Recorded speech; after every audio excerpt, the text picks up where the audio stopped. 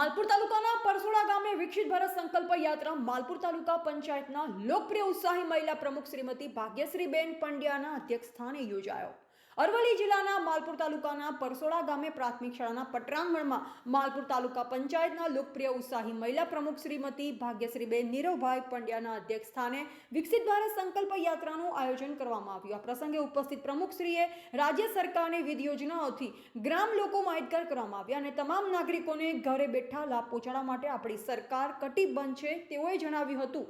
ગ્રામ લોકો દ્વારા વિવિધ પ્રતિભાવ રજૂ કરવામાં આવી। આ કાર્યક્રમ દરમિયાન ગ્રામજનોએ રથના માધ્યમથી ભારત દેશના યશસ્વી વડાપ્રધાન શ્રી નરેન્દ્રભાઈ મોદી સાહેબ શ્રીનો રેકોર્ડ કરેલો સંદેશ નિહાળ્યો।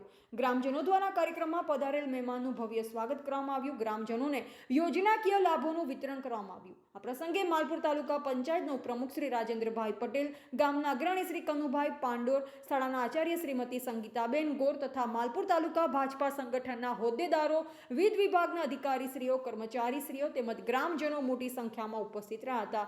રિપોર્ટર વનરાજસિંહ ખાંટ, માલપુર, અરવલ્લી।